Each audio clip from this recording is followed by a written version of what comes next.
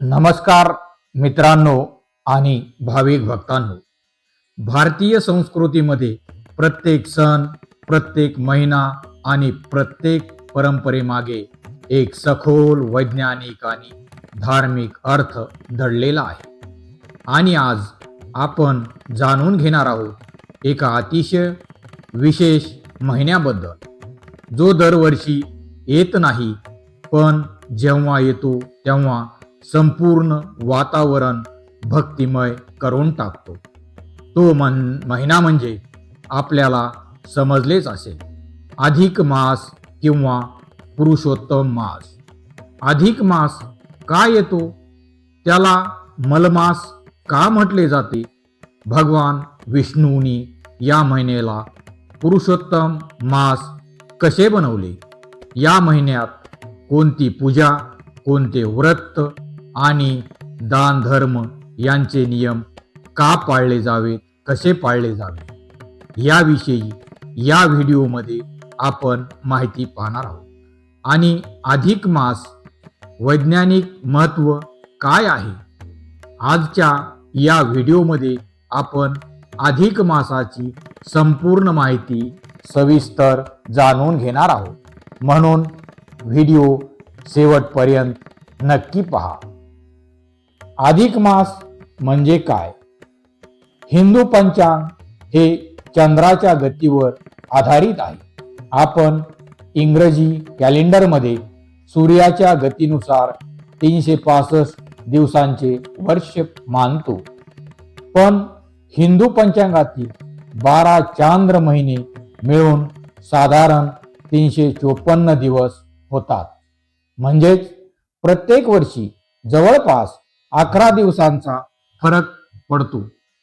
हा फरक भरून काढण्यासाठी साधारण 2 वर्ष 8 महिन्यांनी एक अतिरिक्त महिना जोडला जातो. त्यालाच आपण अधिक मास किंवा पुरुषोत्तम मास असे म्हणतो. हा महिना कोणत्याही ऋतूचे संतुलन बिघडू नये म्हणून ठेवलेला जातो. जर अधिक मास नसता तर दिवाळी उन्हाळ्यात आणि होळी पावसाळ्यात आली असती. म्हणजेच अधिक मास हा भारतीय खगोलशास्त्राचा अत्यंत वैज्ञानिक आणि अचूक भाग आहे. म्हणून प्रत्येक सण आणि समारंभ ज्या त्या वेळेत, ज्या त्या ऋतूत येतात. अधिक मास कसा ठरवला जातो? हिंदू पंचांगात प्रत्येक महिन्याला सूर्य एका राशीतून दुसऱ्या राशीत प्रवेश करतो. याला संक्रांती म्हणतात. पण जेव्हा एखादा चांद्र महिन्यात सूर्याची संक्रांती होत नाही, म्हणजे सूर्य नवीन राशीत प्रवेश करत नाही, तेव्हा तो महिना अधिक मास म्हणून ओळखला जातो. उदाहरणार्थ, अधिक श्रावण, अधिक आषाढ, अधिक भाद्रपद असे महिने येऊ शकतात. हा नियम हजारो वर्षापूर्वी भारतीय ऋषीमुनींनी तयार केलेला आहे.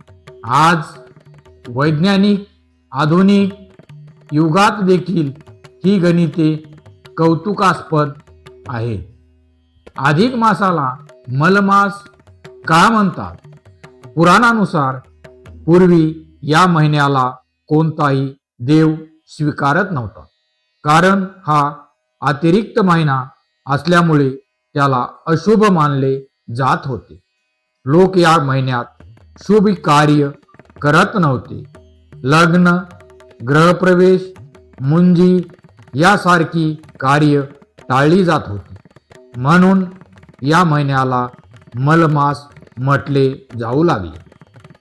हा महिना दुःखी झाला आणि सर्व देवाकडे गेला, पण कोणीही त्याला स्वीकारले नाही. शेवटी हा महिना भगवान विष्णूकडे गेला. पुरुषोत्तम मासाची कथा. भगवान विष्णूंनी त्या महिन्याची व्यथा किंवा त्या महिन्याची कथा ऐकली. ते म्हणाले, हे महिन्या, तू दुःखी होऊ नकोस. आजपासून मी तुला माझे नाव देतो. माझे नाव पुरुषोत्तम मास असेल. भगवान विष्णूंना पुरुषोत्तम म्हटले जाते. त्यामुळे अधिक मासाला पुरुषोत्तम मास हे पवित्र नाव मिळाले. तेव्हापासून हा महिना अत्यंत पुण्यदायी मानला जातो. या महिन्यात केलेली पूजा, जप, नामस्मरण, दानधर्म आणि उपवास अनेक पटींनी फळ देतात असे मानले जाते. अधिक मासात आपण काय केले पाहिजे आणि कशा पद्धतीने केले पाहिजे? अधिक मास हा भक्ती, ध्यानधारणा, साधना आणि आत्मशुद्धीचा महिना मानला जातो. या महिन्यात आपण या गोष्टी केल्या पाहिजे. भगवान विष्णूची पूजा केली पाहिजे. दररोज विष्णू सहस्रनाम, भगवद्गीता यांचे वाचन, पठण, मनन आणि चिंतन केले पाहिजे. या महिन्यामध्ये अधिक मासामध्ये नाम जप आणि नामस्मरण यांना देखील अत्यंतिक महत्व आहे. ओम नमो भगवते वासुदेवाय या मंत्राचा जप अत्यंत शुभ मानला जातो. हा जप आपण या महिन्यात दररोज केला पाहिजे. उपास सुद्धा या महिन्यात महत्वाचे आहेत. एकादशी व्रत, सोमवार व्रत किंवा संपूर्ण महिन्याचे नियम पाळले जातात. काही भाविक भक्त या महिन्यामध्ये संपूर्ण महिनाभर उपवास करतात, नामस्मरण करतात. अधिक मासामध्ये अन्नदान, वस्त्रदान, गोरगरिबांना मदत, गायींना चारा देणे इत्यादी पुण्य कर्म केले पाहिजे आणि यामुळे पुण्य मिळते असा विश्वास आहे. अधिक मासामध्ये आपण तीर्थयात्रा देखील केल्या पाहिजे. काशी, पंढरपूर, तिरुपती, नाशिक आणि महाराष्ट्रामधील बीड जिल्ह्यातील माजलगाव या ठिकाणी पुरुषोत्तमपुरी गावामध्ये गोदावरी नदीच्या तीरावर पुरुषोत्तमाचे एक सुंदर मंदिर आहे. या मंदिराला, तीर्थक्षेत्राला देखील भाविक मोठ्या भक्तीने भेट देतात आणि तिथे नतमस्तक होतात. अधिक मासात काय केले नाही पाहिजे, काय टाळले पाहिजे? अनेक ठिकाणी परंपरेनुसार या महिन्यात काही शुभ कार्य टाळली जातात. जसे विवाह, लग्न प्रसंगासारखे कार्यक्रम या महिन्यामध्ये टाळले पाहिजेत. नवीन गृहप्रवेश, वास्तुशांती यासारखे कार्यक्रम देखील अधिक मासात करू नयेत असे पंचांग सांगते. नवीन एखादे दालन तुम्हाला सुरू करायचं आहे, नवीन व्यवसायामध्ये पदार्पण करायचं आहे, तर या महिन्यामध्ये नवीन व्यवसायाला कुठल्याही प्रकारे सुरुवात करू नये. मोठे समारंभ, जर मोठे समारंभ तुम्हाला जर आयोजित करायचे असतील तर या महिन्यामध्ये असे कार्यक्रम सुद्धा आपण टाळले पाहिजे. यामागील उद्देश असा की हा महिना भोगापेक्षा योग आणि भक्ती, नामस्मरण यासाठी राखून ठेवलेला आहे. म्हणून या महिन्यामध्ये, अधिक मासामध्ये मोठमोठे कार्यक्रम करू नयेत. यामध्ये फक्त आवश्यक तेवढीच कामे करावी. अधिक मासाचे धार्मिक महत्व पुराणामध्ये खूप मोठे आहे. या मासामध्ये केलेले पुण्य अनेक पटीने जास्त आहे. मागील जन्माचे पाप या काळामध्ये आपण नामस्मरण, जप, उपवास जर केला तर या महिन्यामध्ये मागील आपले पाप नष्ट होते.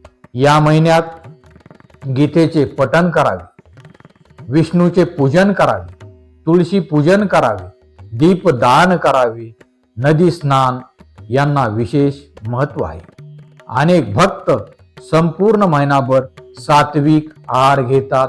कुठल्याही प्रकारचा मांसाहार या महिन्यात घेऊ नये.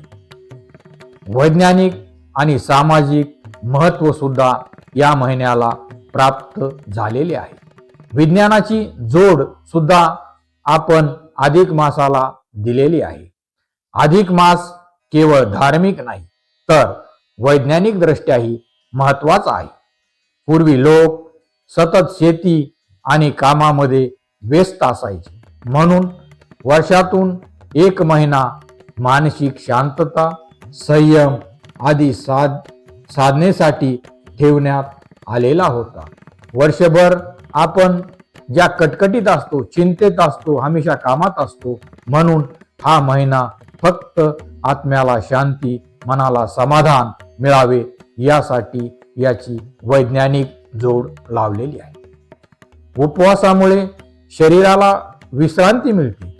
उपवास केल्यामुळे आपले वजन घटते आणि वजन घटल्यामुळे साधारण आपण आपले आरोग्य सुधारतो आणि अधिक मासामध्ये आरोग्य सुधारण्यासाठी सुद्धा महत्व आहे. सात्विक आहारामुळे आपल्या आरोग्यात चांगले बदल जाणवतात. आपले आरोग्य प्रफुल्लित राहते, मनाला शांती मिळते, म्हणून आपण या काळामध्ये सात्विक आहार आणि उपवास केले पाहिजे. दान धर्मामुळे समाजात सहकार्य आणि मानवता वाढते. समाजामध्ये आज जी आपण विकलांगता निर्माण झाली आहे, कोणी कोणाला विचारण्यासाठी तयार नाही, म्हणून सामाजिक भावना, सद्भावना वृद्धिंगत व्हावी हा देखील या महिन्यामागील वैज्ञानिक उद्देश आहे. अधिक मासाशी संबंधित कथा अनेक पुराणामध्ये अधिक मासाच्या कथा सांगितल्या आहेत. एक गरीब व्यक्ती होता. तो अधिक मासात रोज भगवान विष्णूची पूजा करायचा. त्याच्या भक्तीमुळे त्याचे जीवन बदलले आणि त्याला सुख, समृद्धी मिळाली आणि त्याचे जीवनामध्ये खूप मोठे परिवर्तन झाले. यातून एकच संदेश मिळतो की खऱ्या श्रद्धेने केलेली भक्ती कधीही वाया जात नाही. आपण जर नाटक, नौटंकी यासाठी उपवास, तापवास, नामस्मरण जर करत असलो तर त्याचा काहीही फायदा होत नाही. आपण फक्त भक्तीने यामुळे विलीन झालेले पाहिजे. महाराष्ट्रातील अधिक मास परंपरा. महाराष्ट्रात अधिक मासामध्ये फार मोठे या ठिकाणी सात्विक कार्यक्रम आयोजित केले जातात. यामध्ये दैनंदिन हरिपाठ असेल, दैनंदिन भजन असेल, दैनंदिन कीर्तन असेल, ज्ञानेश्वरी पारायण असेल, अशा वेगवेगळ्या कार्यक्रमांना, धार्मिक कार्यक्रमांना या ठिकाणी महत्व देण्यात आलेले आहे. भागवत सप्ताह याचे आयोजन देखील अधिक मासामध्ये मोठ्या प्रमाणामध्ये केले जाते. पंढरपूरमध्ये विठ्ठल भक्तांची विशेष गर्दी या अधिक मासामध्ये आपणास पाहावयास मिळते. गावागावामध्ये महिलांच्या भजन मंडळामध्ये धार्मिक कार्यक्रम देखील या अधिक मासामध्ये आयोजित केले जातात आणि ते योग्य पद्धतीने पार देखील पाडले जातात. अधिक मासातील दानाचे महत्व शास्त्रानुसार खूप महत्वाचे आहे. या अधिक मासामध्ये अन्नदान केले पाहिजे. आपण वेरवी आपल्या कुटुंबाकडेच पाहतो, इतराकडे लक्ष देत नाही. आपल्या आजूबाजूला खूप लोक आजही अन्नाविना उपाशी पोटी कुपोषित पाहावयास मिळतात. अशा लोकांना किमान या महिन्यात तरी अन्नदान केले पाहिजे. या महिन्यामध्ये पाण्याचे वाटप केले पाहिजे. गायींना पाणी पाजले पाहिजे. चांगल्या पद्धतीने आपल्याला पुण्य कमवायचं असेल तर प्राणी मात्रावर देखील दया केली पाहिजे. या उन्हाळ्यामध्ये प्राणी, पक्षी पाण्याविना भटकतात, त्यांना पाणी आपण दिले पाहिजे. कपडे दान केले पाहिजे.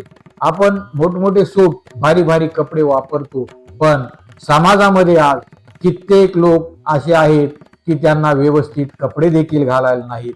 म्हणून या महिन्यामध्ये अधिक मासामध्ये आपण लोकांना नवीन कपड्यांचे दान देखील केले पाहिजे. धार्मिक ग्रंथ आपण वाचत नाही. आपल्याकडे धार्मिक ग्रंथ पडून असतात, पण जे लोक धार्मिक साधनेमध्ये गुंतलेले आहेत अशा लोकांना धार्मिक ग्रंथांचे दान केले पाहिजे आणि हे धार्मिक ग्रंथ वाचण्यासाठी त्यांना आपण प्रवृत्त केले पाहिजे. तूप, धान्यदान यांना विशेष पुण्य मिळते. या महिन्यामध्ये तूप असेल, धान्य असेल याचे जर आपण दान केले तर त्याचे पुण्य कितीतरी पटीने अधिक मिळते. म्हणून या महिन्यामध्ये दान धर्माला अधिक महत्व आहे. दान हेच खरे धन असा संदेश या महिन्यात दिला जातो. म्हणून दान धर्म केला पाहिजे. आधुनिक काळात देखील अधिक मासाचे महत्व आज देखील पाळले जाते. आजच्या धावपळीच्या जीवनात अधिक मास आपल्याला थांबून स्वतःकडे पाहण्याची संधी देतो. आपण दररोज आपल्या धावपळीच्या जीवनामध्ये स्वतःकडे कधीही पाहत नाही. देवदेवतांचा आदर आपण मनामध्ये करतो, पण त्यांना विशेष आपण वेळ देत नाही. मोबाईल, सोशल मीडिया आणि तणावाच्या युगात हा महिना मानसिक शांती देणारा ठरतो. या महिन्यामध्ये आपण सोशल मीडियापासून थोडं दूर राहिलं पाहिजे. हाच वेळ आपण नामस्मरण, जप, व्रत, वैकल्य यासाठी दिला पाहिजे. उपवास केले पाहिजे. ध्यान, प्रार्थना आणि कुटुंबासोबत वेळ घालवणे यामुळे देखील आपले मन प्रसन्न होते. मित्रांनो, अधिक मास हा केवळ भक्तीचा महिना नाही, तर तो आत्मशुद्धी, भक्ती, संयम आणि मानवतेचा संदेश देणारा पवित्र काळ आहे. भारतीय संस्कृतीतील विज्ञान, खगोलशास्त्र आणि अध्यात्म यांचा सुंदर संगम म्हणजे अधिक मास आहे. तुम्ही अधिक मासात कोणती पूजा किंवा नियम पाळता ते कमेंटमध्ये नक्की सांगा. व्हिडिओ आवडला असेल तर लाईक करा, शेअर करा आणि आपल्या चॅनलला सबस्क्राईब करायला विसरू नका. जय श्री विष्णू, जय हरी विठ्ठल, जय हरी विठ्ठल, जय हरी विठ्ठल. धन्यवाद. तर भेटूया अशाच नवीन व्हिडिओमध्ये.